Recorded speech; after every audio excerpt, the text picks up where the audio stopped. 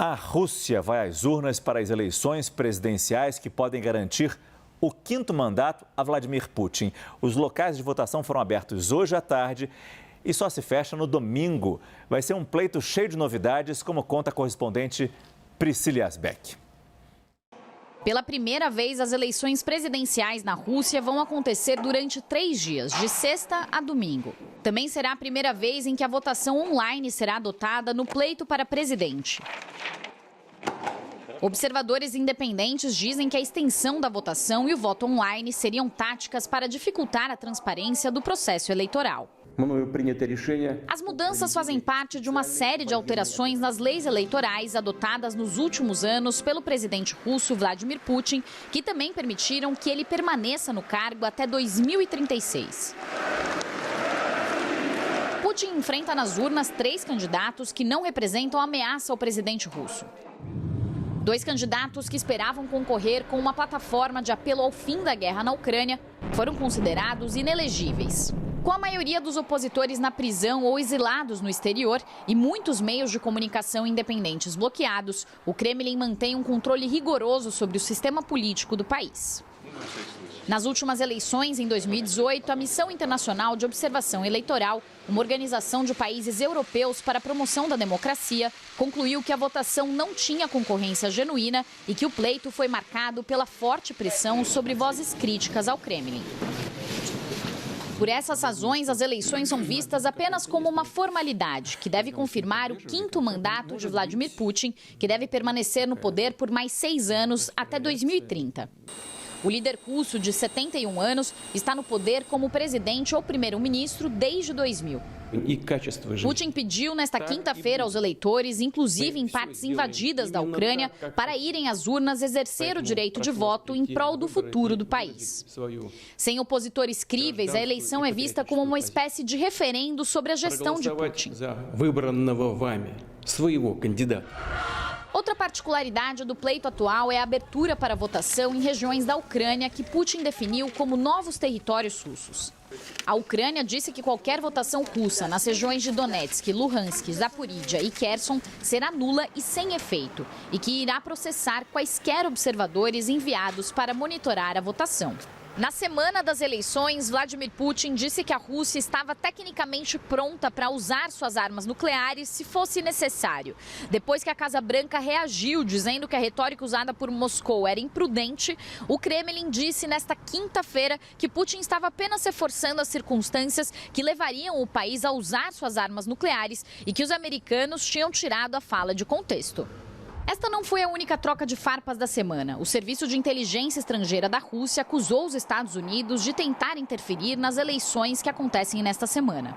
E também acusou Washington de ter planos de lançar um ataque cibernético ao sistema de votação online russo para reduzir a participação dos eleitores. Putin alertou o Ocidente que qualquer tentativa de potências estrangeiras de interferência seria considerado um ato de agressão.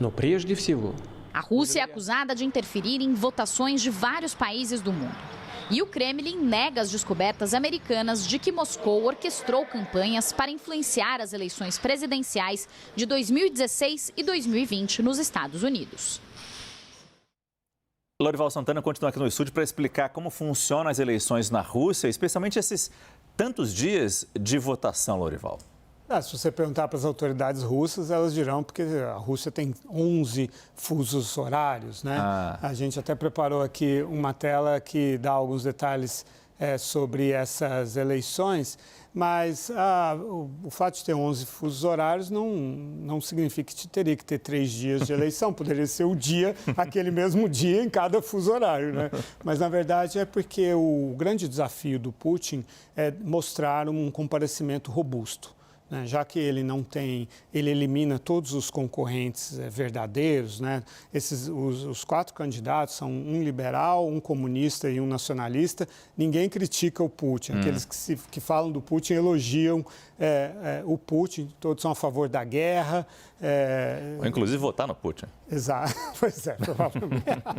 De qualquer maneira, para o Putin é importante mostrar eleitores nas cabines de votação. Eu cobri a última eleição, em 2018, e eu percorri as sessões eleitorais e havia cabanas, assim, tendas para receber as crianças, filhos dos eleitores, com brinquedos, incentivos de toda sorte, para que as pessoas viessem, os eleitores ganhavam balões, ganhavam presentes e tal. Tinha monitores, tipo de festa de buffet daqui do Brasil, para animar as crianças e tal. Mesmo assim, comparecimento baixíssimo. Claro que eles vão lá e dizem que o comparecimento foi 75% e 80%.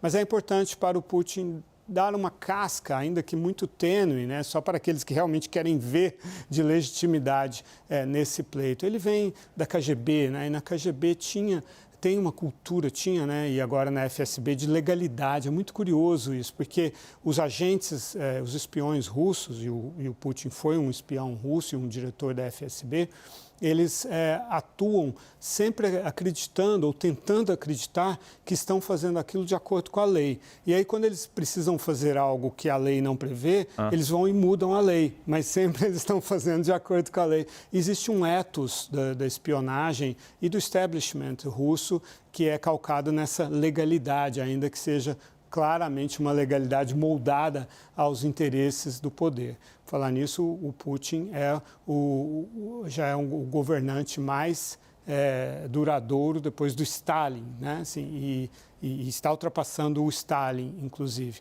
Mas ele não tem uma ideologia, como era o caso dos soviéticos, e não tem o poder inspirado em Deus, o poder divino, como era o caso dos czares. Então, ele tem que dar uma aparência de legitimidade democrática para a ditadura dele. Só para a gente terminar aqui, as urnas já abriram, fecham às 15 da tarde, horário de Brasília, às 15 horas, claro, do dia 17, que é domingo, né?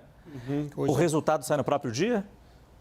A gente sabe disso? O resultado é conhecido já, mas sim, deve sair na noite de domingo, mais tardar na segunda-feira. Os russos não tardarão a saber quem é o novo o presidente russo. Estamos aqui na expectativa. Estamos na expectativa. Sim. Muito obrigado, Lorival Santana.